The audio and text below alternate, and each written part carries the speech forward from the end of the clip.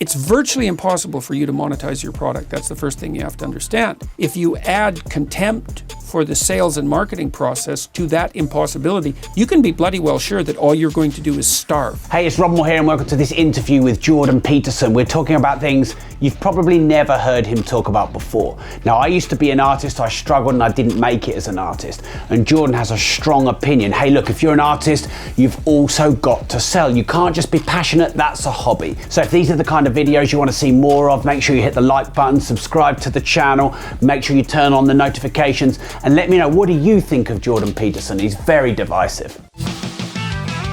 How are you going to generate revenue? Yeah. And without that, how's economy going to, money even going to move in an economy? Well, and the other thing that happens with the artistic and maybe the entrepreneurial types too is that they end up with contempt for the business end of the process. And that's a real mistake, you know. I mean, one of the things that I tell people who are artistically oriented, let's say, so they're in the entrepreneurial category, is, look, it's virtually impossible for you to monetize your product. That's the first thing you have to understand.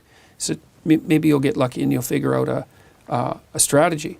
But if you add contempt for the sales and marketing process to that impossibility, you can be bloody well sure that all you're going to do is starve. So you better drop your contempt for the sales and marketing end of this if you want to sustain yourself through your life. And that's going to be a prerequisite for your creative endeavor. Yeah.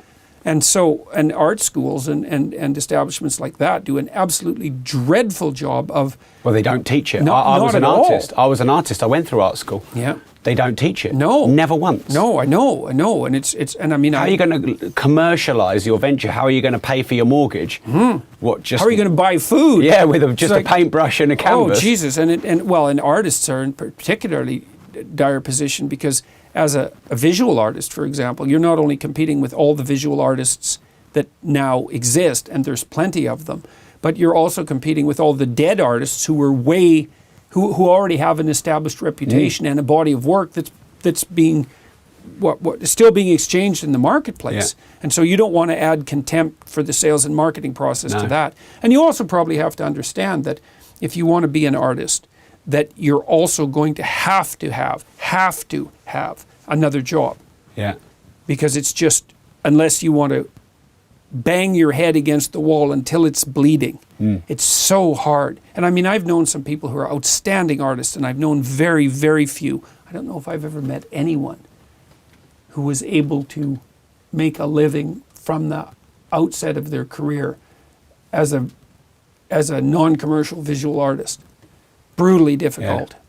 So, and adding contempt to that is not helpful. You should be very thankful that sales and marketing people exist. Even I know there's that, what would you call it, the mercantilist commercial element to it that is sort of, in some sense, you can consider it distasteful from the perspective of higher aesthetics, but don't confuse your ignorance of something important, sales and marketing, with your moral purity. That's a big mistake. It's a big ethical mistake, and you will pay for that. Hey, so if you like this video, make sure you hit the like button and subscribe. I also have the full, extended, deep dive, uncut version, full interview with Jordan Peterson, so go check that out on my channel.